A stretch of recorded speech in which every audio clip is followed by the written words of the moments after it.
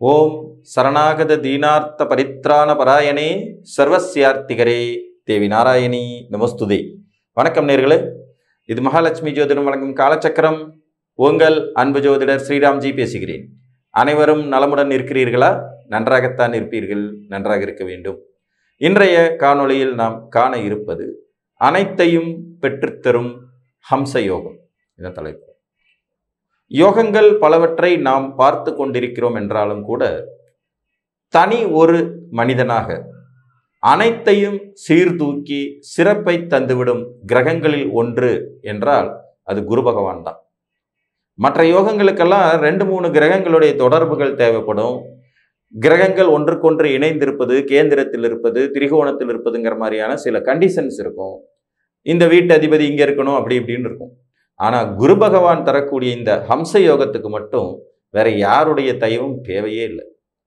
தனித்துவமான தானே நின்று அனைத்தையும் பெற்றுத்தரக்கூடிய தன்மை குருவுக்கு உண்டு. அதனாலதான் குரு பகவான் இருக்கிறதுலேயே முழுமையான சுபரா மாறுறார். உபயலக்கணங்கள் என்று சொல்லக்கூடிய மிதுனம், கன்னி, தனுசு மற்றும் மீனத்திற்கு இவர் ஒரு விதத்தில் கேந்திராதிபத்திய தோஷத்தை பெற்றாலும் கூட அதையும் தாண்டி பல நிலைகளில் நன்மைகளை தர கடமைப்பட்டவர் ஆகிவிடுகிறார். தன்னுடைய ஆதிபத்திய காரகத்துவ ரீதியான ஒரு சில நெகட்டிவான பலன்கள் இவர்களுக்கு, இந்த உபயலக்னக்காரர்களுக்கு இருந்தாலும் கூட அம்சயோகமானது அத்துணை விதமான சிறப்புகளையும் தர தகுதியுடையதுதான். இதுல மாற்று கருத்தே இல்லை. சரி, 12 லக்னங்களுக்கும் இந்த அம்சயோகம் கிடைக்கிறதா அப்படின்னு பார்க்கும்போது ஒரு 4 லக்னங்களுக்கு இந்த யோகம் மறுக்கப்படுகிறது. அவை யாவன அப்படின்னு பார்த்தோம்னா, ஸ்திர லக்னங்கள் என்று சொல்லக்கூடிய நிலைத்த லக்னங்களுக்கு அம்சயோகம் வராது. அம்சயோகத்தினுடைய அடிப்படை விதி என்ன அப்படின்னா, குரு பகவான் ஆட்சி, உச்சம், மூலத்திரிகோணம் பெற்ற வீடு உங்களுக்கு லக்ன கேந்திரமா இருக்கணும். லக்ன கேந்திரங்கள் எவை என்றால் 1, 4, 7, 10 வீடுகள். 1, 4, 7, 10 வீடுகள் அப்படிங்கிற அடிப்படையில் சரலக்கணங்கள் அனைத்திற்கும் முதல் தரமா இந்த யோகம் கிடைச்சிடும். சரலக்கணங்கள் ஏன் சரலக்கணங்கள் உயர்ந்தவைன்னு நான் அடிக்கடி காணொளிகளில் சொல்றேன்னா, எது கிடைச்சாலும் அவங்களுக்கு ஃபுல் பவர்ல கிடைக்கும். மற்ற லக்கணங்களுக்கு கொடுக்கலாம், கொடுக்காமலும் போயிடலாங்கிற மாதிரியான அமைப்பு. உபய லக்கணங்களின் நாயகரான குரு பகவான் சரலக்கணங்களுக்கு, சரலக்கணங்களான 4 லக்னங்களுக்கும் முதன்மையாக அம்சயோகத்தை கொடுத்து விடுவார். இதிலையும் தனது நண்பர்களின் லக்னங்களான மேசம் மற்றும் கடக லக்னங்களுக்கு 100% மேல் அம்சயோகம் என்பது கிடைக்கப்பெறும். இதுல மேச லக்னத்திற்கு 4ஆம் இடத்தில் உச்ச வலுவை பெறக்கூடிய இவர் கடக லக்னத்திற்கு லக்னத்திலேயே திக்பலம் மற்றும் உச்ச வலுவையும் பெற்று மிகச் சிறப்பான ராஜயோகத்தை தருவார் என்றால் அது மிகையே அல்ல. துலா லக்னம், மகர லக்னத்திற்கு ஆதிபத்திய விசேஷங்கள் இல்லாத குருவாக இருப்பினும் கூட கேந்திரத்தில் வலுப்பெற்று நன்மைகளை தரும் தகுதியுடையவர். ஒரு துலா லக்ன ஜாதகர்களுக்கு 10ஆம் வீடுங்கிற தொழில் ஜீவனஸ்தானத்தில் உச்சம் பெற்று 3-6 உடையவராக இருப்பதனாலேயே தனது தொடர்புகளை எல்லாம் தொழில் வலிமையால் வெற்றிகரமாக மாற்றும் தன்மை உடையவர். இதுல அவர் உபஜயஸ்தானாதிபதி. துலா லக்ன ஜாதகர்களுக்கு குரு எதிரி, ஆனா முழுக்க முழுக்க உபஜயஸ்தானத்தில் வலுப்பெறும் கிரகம். 3ஆம் இடம் ஒரு உபஜயஸ்தானம், 6ஆம் இடம் ஒரு உபஜயஸ்தானம், 10ஆம் இடம் ஒரு உபஜயஸ்தானம். அப்ப இந்த வகையில குரு வலுத்திருப்பது இவர்களுக்கு தொழில் மேன்மையை நிச்சயம் கொடுத்துவிடும். மகர லக்ன ஜாதகர்களுக்கு 3, 12 உடையவரானாலும் 7ஆம் இடம் என்கின்ற கலத்திரஸ்தானத்தில் உச்சம் பெற்ற நிலையில் லக்னத்தோடு தொடர்பு கொண்டு லக்னத்தை வலுப்படுத்தி அம்சயோகத்தை பெற்று தந்து விடுவார். இந்த அம்சயோகம் பங்கம் இல்லாமல் நமக்கு முழுமையா கிடைக்கிறதுக்கு ஒரே ஒரு சின்ன லாஜிக் தான். எங்கேயாவது இருந்து ஏதாவது ஒரு பாவக்கோள் லைட்டா குருவோட தொடர்பு கொண்டிருந்தாருன்னா போதும். இப்ப மேச லக்னத்திற்கு 4ஆம் இடத்தில் உச்சம் பெற்று இருக்கும் குருவோடு செவ்வாயோ, சனியோ, சூரியனோ யாராவது ஒருவர் எங்கேயாவது இருந்து லைட்டா பார்த்துட்டாங்கன்னாலோ அல்லது கொஞ்சம் தள்ளிய நிலையில் இணைந்திருந்தாங்கனாலோ சூப்பரான அம்சயோகம் கிடைக்கும். அம்சயோகம் என்ன தரும்? அத்துணையும் தரும். வசதி, வாய்ப்பு, பொருளாதாரம், மேன்மைகள், பெரிய மனிதத்தன்மை, நீண்ட ஆயுள், திடகாத்திரமான உடல், தலைமை தாங்கும் பண்பு, தகுதி உடையதை தகுதியான நேரத்தில் கிடைக்கப் பெறுவது. அந்தந்த வயசுக்கு தகுந்தது அந்தந்த வயசுல கிடைச்சிக்கிட்டே இருக்கக்கூடியது. நல்ல பெற்றோர்கள், நல்ல குருமார்கள், சமுதாய மரியாதை, பொருளாதார வளர்ச்சி, நல்ல குழந்தைகள் பிறப்பது, தான் சார்ந்த இனத்திற்கு தலைமை தாங்குவதுன்னு அத்தனையுமே கொடுக்கக்கூடியதான் அம்சயோகம். அம்சயோகம் ஒன்று மட்டும் சரியா ஜாதகத்தில் அமைய பெற்றுட்டா போதும். சார், இப்போ இந்த நிலைத்த லக்னங்களான ஸ்திர லக்னங்கள் என்ன பாவப்பட்ட லக்னங்கள்லாம் கேட்டிங்கன்னா அவங்களுக்கு அம்சயோகம் வரும். அது பின்னாடி சொல்கிறேன். நிலைத்த லக்னங்களுக்கு லக்னத்திலேயே குரு திக்பலம் பெறும்போது முழுமையான அம்சயோகம் இல்லைனாலும் கூட ஒரு 50% அம்சயோகம் கிடைத்துவிடும். 50% அம்சயோகங்கிறது கிடைக்கும். அவர் கேந்திரத்தில் வலுப்பெறணும். இதுதானே சூட்சுமம். லக்னம் என்பது ஒரு கேந்திரம் தான். அதுலேயும் குரு லக்னத்தில் இருக்கிற போது அவருக்கு திக்பலம்ங்கிறது கொடுக்கறதுனுடைய சூட்சுமமே அதுதான். அப்போ ஸ்திர லக்னங்களில் நீங்கள் ஒரு வேளை பிறந்திருந்தாலும், ரிஷபம், சிம்மம், விருச்சிகம் மற்றும் கும்பத்தில் பிறந்திருந்தாலும், லக்னத்திலே உங்களுக்கு குரு பகவான் அமர்ந்தார்னால் போதுமானது. உங்களுக்கும் அம்சயோகம் கிட்டப்பெறும். இதில் ஒரு மாற்று கருத்து இல்லை. ஆனால் என்ன, சரலக்கணங்களுக்கு 100% வலிமையாக கிடைக்கக்கூடிய அந்த அம்சயோகம் ஸ்திர லக்கணங்களுக்கு வெறும் 50% தான் கிடைக்கும். உபய லக்கணங்களுடைய பாடு கொஞ்சம் விசித்திரமானது.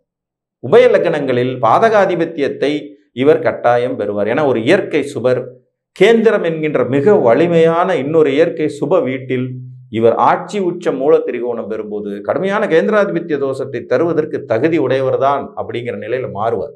ஆனாலும் அங்கேயும் கூட அந்த ஆதிபத்திய தோஷத்தையும் தாண்டி ஜாதகருக்கு நற்பலன்கள் நிச்சயம் இருக்கும். இங்கே நன்மைகள் 75% இருக்கும், தீய பலன்கள் ஒரு 25% வயதிற்கு தகுந்தாற் போல இருக்கும். இந்த தீய பலன்களும் மட்டுப்படுவதற்கு ஏதேனும் ஒரு பாவக்கோளின் தொடர்பு கிடைத்து விட்டால் போதுமானது. புரியுதுங்களா? இப்போ ஒரு மிதுன லக்ன ஜாதகம் 7ஆம் இடத்திலேயே குரு உச்சம், ஆட்சி மூலத்திரிகோணம். இங்கே உச்சம் அடைய மாட்டாரு, ஆட்சி மூலத்திரிகோண வலுவோடு உட்கார்ந்துருக்கார். இவர் தனித்து இருக்கும் அமைப்பை விட சூரியனோடு இணைந்த நிலையிலோ, சனி பகவானால் பார்க்கப்பட்ட நிலையிலோ, செவ்வாயுடன் இணைந்த நிலையிலோ, அல்லது செவ்வாயினால் பார்க்கப்பட்ட நிலையிலோ, ராகு கேதுகள் தொடர்பை பெற்ற நிலையிலோ அமர்ந்துட்டார்னா போதும், அம்சயோகம் முழுசா மிதுன லக்னத்துக்கு உண்டு. அதே மாதிரி தான் கன்னி லக்னத்துக்கும் ஆட்சி உச்சம் பெற்ற நிலையில் இவர்களுக்கு அந்த வலிமை கிடைக்கும். இதுல மிதுனம் மற்றும் கன்னிக்கு 2ஆம் இடம் என்கின்ற தன லாபஸ்தானத்திற்கு 2-11ஆம் இடமான தன லாபஸ்தானத்தில் உச்சம் பெறும் வலுவும் இவருக்கு உண்டுங்கிறதுனால, குரு இவங்களுக்கு பாதகாதிபதிங்கிறதுனால தான் தன விஷயத்தில் பண விஷயத்தில் நிறைய தப்பான முடிவுகளை இந்த 2 லக்னங்களும் எடுக்க தூண்டுவார். தனக்காரகன் இல்லைங்களா, பாதகாதிபதியும் அவரே தான். அப்போ பண விஷயத்தில் தப்பான முடிவுகளை எடுக்கும் வலிமையை இவங்களுக்கு இயற்கையாகவே தரும். அதே மாதிரி தனுசு லக்னம் மீன லக்னத்திற்கும் ஒரு விதத்தில் கேந்திராதிபத்திய தோஷத்தை கொடுக்கக்கூடியவர். மீனத்திற்கு 5ஆம் இடம் என்கின்ற பூர்வ புண்ணிய ஸ்தானத்தில் தொழில் ஸ்தானத்திற்கு மறைந்து உச்சம் பெற்று விடுவதனாலே தொழில் வலுவை கெடுக்கும் தன்மையை கொடுக்கிறது. தனுசு லக்னத்திற்கு சுகஸ்தானத்திற்கு பாக்கியத்தில் உட்கார்ந்தாலும் பூர்வ புண்ணியத்தில் உட்கார்ந்தாலும் லக்னத்திற்கு 8ஆம் இடத்துல போய் உச்சம் பெற்று லக்னாதிபதியாகவே இருக்கிறதுனால பிறந்த இடங்களில் பெரும் செல்வாக்கு பெறாமல் வெளியூர், வெளிதேசம், வெளிநாடுக்கு போனால் நல்ல வளர்ச்சியை தருவதுங்கிற மாதிரி சில குறைபாடுகளையும் கொடுக்கும். மொத்தத்தில் அம்சயோகம்ங்கிறது சர லக்னங்களுக்கு முழுமையான ராஜயோகத்தை தரக்கூடியதாக இருக்கும். அதே நேரத்தில் உபய லக்னங்களுக்கு 75% யோகத்தையும் 25% பாதகத்தையும் தரும் தன்மை கொண்டதாகவே இருக்கும். ஸ்திர லக்னங்களுக்கு 50% லக்னத்தில் மட்டும் வலுப்பெற்ற நிலையில் கட்டாயம் நன்மைகளை தரக்கூடிய அமைப்பாக வரும். குரு பகவானுடைய மேன்மைகளை சொல்லிக்கிட்டே போலாம். அந்த குரு பகவான் ஒரு ஜாதகத்தில் லக்னத்துடனோ லக்னாதிபதியினுடனோ தொடர்பு பெறும்போது ஜாதகர் அனைத்தையும் அனுபவிக்கும் தகுதி கொண்டவராக மாறுவார். தானும் பெற்று தான் பெற்றதை மற்றவர்களுக்கும் வழங்கும் தன்மை என்பது இவர்களுக்கு இயற்கையாகவே கிடைத்துவிடும்.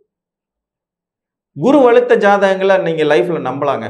நீங்க ஒருத்தரோட பார்ட்னர்ஷிப் போறீங்களா, ஒரு வாழ்க்கை துணையை தேர்ந்தெடுக்கிறீங்களா, லக்னத்துல குரு இருக்கிறவர், குரு நல்ல ஜாதகத்தில் வலுவா இருக்கிறவங்க நீங்க நிச்சயமா நம்பலாம். எப்பேற்பட்ட சூழ்நிலையிலும் மற்றவர்களில் வயிற்றில் அடிக்கும் குணம் இவங்களுக்கு வராது. எப்பேற்பட்ட சூழ்நிலையிலும் தனக்கு ஒரு நஷ்டம் வந்தால் பரவாயில்ல, சரி போட்டோம் அப்படிங்கிற அந்த பெரிய மனித தன்மையும் விட்டு கொடுத்தலும் சகிப்பு உணர்வுகளும் குரு கொடுக்கிற தன்மை தான். அந்த மேன்மக்கள் அப்படிங்கிற அமைப்பை தரக்கூடிய கிரகம் குரு. ஒரு ஜாதகத்துல லக்னத்துல குரு இருக்காரா, அவரை நம்பலாம். கேந்திரத்துல வலுப்பெற்று இருக்காரா, நம்பலாம். ஆட்சி உச்சம் பெற்ற நிலையில் அமர்ந்திருக்கிறாரா, நம்பலாம். உங்கள் லக்னாதிபதியோடு குரு தொடர்பு கொண்டிருக்கிறார். நீங்கள் ஒரு நம்பிக்கைக்குரிய மனிதர் தான். சொன்ன சொல்ல காப்பாற்றுறதுக்கு கஷ்டப்படுவீங்க. வாங்கின கடனை திருப்பி கொடுத்துறதுல நாணயமா இருப்பீங்க. உழைக்கிற இடத்துல நேர்மையா இருப்பீங்க. அரசாங்கத்திற்கு நல் மனிதர்களா இருப்பீங்க. நீங்க தான் நற்குடிமக்கள் அப்படின்னு சொல்லிடலாம். அதே மாதிரி நீங்க ஒருத்தரை தொடர்பு கொள்ளும் போது அவருடைய ஜாதகத்துல குரு இந்த மாதிரி வலுவில் இருந்தாருன்னா அவர் ஒரு நல்லவர், அவரை நீங்க எடுத்துக்கலாம், ஒரு கன்சிடர் பண்ணிக்கலாம், கணக்கில் எடுத்துக்கலாம் அப்படிங்கிறது வரும். ஸோ இந்த அம்ச யோகம் உங்கள் ஜாதகத்தில் சரலக்கணமாக இருந்து கிடைக்கப்பட்டால் மிக அற்புதமான யோக பாக்கியதைகளை கொடுக்கக்கூடியது. உபய லக்கணங்களுக்கு கேந்திராதிபத்தியத்தை தந்தாலும் கூட தன்னுடைய தன்னிகரல்லாத சிறப்பினாலேயே ஜாதகருக்கு ஒரு தனிப்பெருமையும் ஒரு கவர்ச்சியையும் பொருளாதார வெற்றியையும் சந்தோஷத்தையும் நீண்ட ஆயுளையும் சேர்த்தே கொடுத்து விடும் தன்மை கொண்டது. இந்த கேந்திராதிபத்திய தோஷத்தில் இருக்கக்கூடிய ஒரு சூட்சமே என்னன்னா, அவர் முழுக்க முழுக்க கேந்திரத்தின் வலிமையில இருக்கணும், வேறு யாரின் தொடர்பும் இல்லாமல் இருக்கணும். அது ரொம்ப ரொம்ப ரொம்ப ரொம்ப முக்கியம். எங்கேயாவது ஒரு பாவக்கோள் லைட்டா ஒரு தொடர்பு கொண்டுருச்சுன்னா கேந்திராதிபத்திய தோஷம் வேலை செய்யாது. அதே மாதிரி குரு தசை வரலினாலும் கேந்திராதிபத்திய தோஷம் வேலையே செய்யாது என்பதை நீங்க மறந்துடக்கூடாது.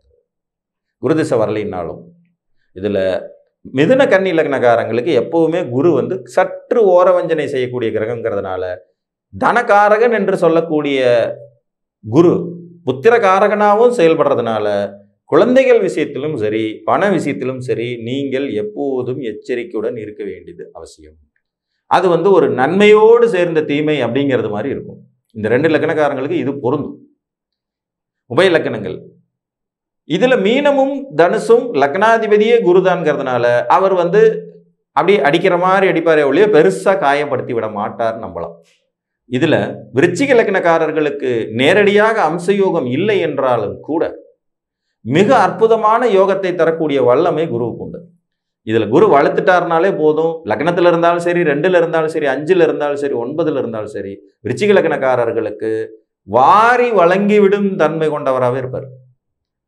சிம்ம லக்னக்காரர்களுக்கு அட்டமாதிபத்தியத்தை அவர் பெற்றாலும் கூட 8ஆம் இடத்தில் குரு கெடுதல் செய்து விடுவதில்லைங்கிற விதியின் அடிப்படையில் சிம்ம லக்னத்திற்கும் ஒரு ராஜயோகம் நிச்சயம் இருந்தே தீரும். மீதி இருக்கக்கூடிய கும்ப லக்னக்காரர்களுக்கு குரு எப்போதும் கொடுக்கும் கிரகம் தான். 2-11 குடையவர், மாரகாதிபதி பாதகாதிபதிங்கிற வேலையெல்லாம் இங்க இல்லை. குரு திசை வந்தால் கும்பம் விழிப்படையும். ஆக அந்த வகையில் அவங்களும் சிறப்படைந்து விடுவார்கள். மிச்சம் இருக்கிறது ரிஷபம் தான். ரிஷபத்திற்கு லாபாதிபதி என்கின்ற முறையில் நிலைத்த வீடான ஸ்திர வீட்டில் குரு அமரும் போது இங்கே அந்த வியாழவட்டம் வெளிப்படைந்து ஜாதகருக்கு வளர்ச்சி, வெளிநாட்டு வாழ்க்கை, திடீர் அதிர்ஷ்டம், தனவரவை தர தயங்குவதில்லை. ஆக 12 லக்னக்காரங்களுக்குமே குரு ஓரளவுக்கு வலுக்கணும், நல்லா இருக்கணும். அப்ப இந்த அம்சயோகத்தின் தன்மைகளை பெற முடியும். அம்சயோகத்தினுடைய கண்டிஷன் லக்ன கேந்திரத்துல குரு ஆட்சி உச்சம் பெறுவது, இது பொது விதி.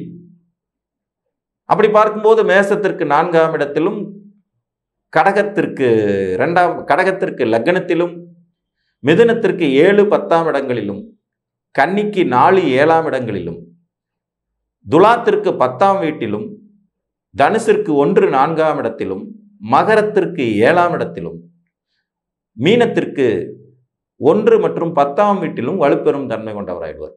கன்னிக்கு 4-7ல் வந்தால் வலுப்பெறும் தன்மை, கேந்திரத்தில் வலு அப்படிங்கிற அடிப்படையில் வந்துடும். இது இந்த 8 லக்னங்களுக்கும் வந்துடும் இயற்கையாகவே. ஸ்திர லக்னங்களுக்கு லக்னத்திலே உட்கார்ந்துட்டாருன்னா அந்த அம்சயோகத்தின் பகுதி பலன் 50% பலன் கண்டிப்பாக கிடைக்கும். கேந்திராதிபத்திய தோஷத்தை தரக்கூடிய கிரகங்களில் ஒன்றுதான் குரு என்றாலும் கூட இதில் அதிக பாதிப்புகளை சந்திக்கக்கூடிய லக்னங்கள்னு எடுத்துக்கிட்டோம்னா மிதுனமும் கன்னியும் மிக அதிகமான பாதிப்புகளை தரக்கூடிய லக்னங்களாக இருக்கும். மற்ற அந்த லக்னக்காரர்களும் இந்த பண விஷயம் குழந்தை விஷயத்தில் கவனமாக இருந்துட்டால் போதும். இன்னொன்று, அம்சயோகம் முழுமையாக கிடைக்கப்பெற ஒரு பாவக்கோளின் தொடர்பு இருந்து விட்டால் போதுமானது.